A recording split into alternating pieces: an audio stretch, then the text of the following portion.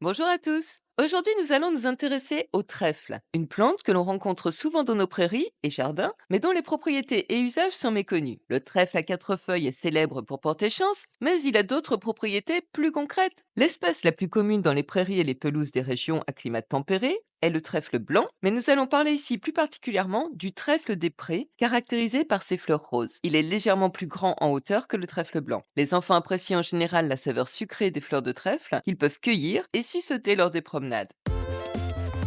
Le trèfle des prés, Trifolium pratense, est une plante herbacée vivace de la famille des Fabacées. Il existe plusieurs espèces de trèfles, les plus communes étant le trèfle blanc Trifolium repens, variété rampante aux fleurs blanches arrosées, et le trèfle des prés aux fleurs roses Trifolium pratense. Originaire d'Europe, le trèfle est maintenant répandu à travers le monde. Il pousse dans les prairies, les pelouses, les champs et au bord des chemins. Le trèfle des prés possède des tiges dressées, ramifiées, sinueuses. Il mesure généralement entre 20 et 80 cm de hauteur. Les feuilles sont trifoliées, c'est-à-dire composées de 3 folioles, et chaque foliole est en forme de cœur ou ovale avec une tache pâle au centre. Les feuilles du trèfle des prés sont vert foncé. Les fleurs sont regroupées en capitules globuleux de couleur rouge à rose et sont très attractives pour les abeilles et les autres pollinisateurs. La floraison a lieu de mai à octobre. Le fruit se présente sous la forme d'une gousse de 3 mm à 1 cm.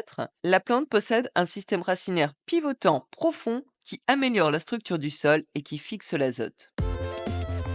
Dans l'Antiquité, le trèfle était utilisé à des fins alimentaires et médicinales. Au Moyen Âge, en Europe, le trèfle était souvent utilisé dans les tisanes pour ses propriétés purifiantes et tonifiantes. Les feuilles étaient consommées pour leur apport nutritif et leurs bienfaits pour la santé. On mélangeait parfois les fleurs séchées et réduites en poudre à la farine pour faire du pain. C'est au XVe siècle que le trèfle est devenu l'une des 4 enseignes emblématiques des jeux de cartes en France. Il a aussi été utilisé traditionnellement comme plante fourragère pour le bétail, grâce à sa richesse en protéines. Enfin, le trèfle des prés était un symbole de protection et était souvent planté autour des habitations pour éloigner les esprits malveillants. Les druides celtes considéraient le trèfle à quatre feuilles comme un symbole de chance et de protection et qu'il donnait le don de percevoir la présence des démons et donc de s'en préserver par des incantations.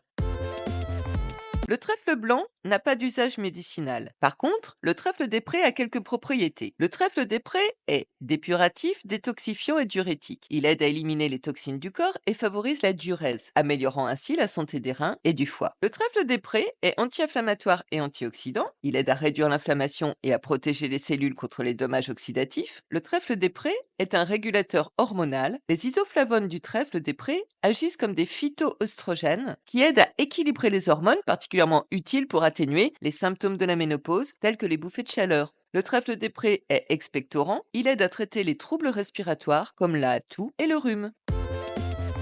En cuisine, on peut utiliser le trèfle blanc ou le trèfle des prés. Les feuilles du trèfle des prés renferment 12 à 15% de protéines, dont des acides aminés essentiels. Elles contiennent aussi de nombreuses vitamines, provitamine A, B1, B3, C, E et K. Toute la plante est reminéralisante. On y trouve de nombreux sels minéraux, potassium, calcium, magnésium, phosphore, ainsi qu'un large éventail d'oligo-éléments, zinc, fer, chrome, cuivre, sélénium, cobalt, bore, manganèse, bref. Le trèfle des prés est très nutritif. Les jeunes feuilles de trèfle peuvent être consommées crues en salade ou cuites comme des épinards. Les feuilles fraîches peuvent être conservées au réfrigérateur pendant quelques jours. Les fleurs peuvent être utilisées pour aromatiser les soupes, les ragoûts et les desserts. On peut aussi en faire des confitures et des sirops. Les graines de trèfle peuvent être germées et ajoutées aux salades, offrant une source nutritive riche en vitamines et minéraux, ou bien on peut les moudre pour en faire une farine.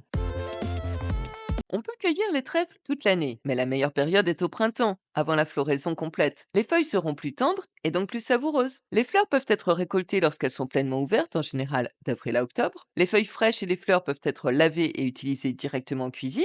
On peut aussi faire sécher les fleurs à l'ombre dans un endroit sec, frais et bien aéré, à l'abri des rayons directs du soleil. Et puis une fois séchées, elles seront conservées dans des bocaux hermétiques à l'abri de la lumière et de l'humidité. Elles pourront ensuite être utilisées pour faire des infusions ou bien comme condiment dans divers plats. L'infusion de trèfle des prés est dépurative, mais elle est aussi rafraîchissante pour les yeux fatigués.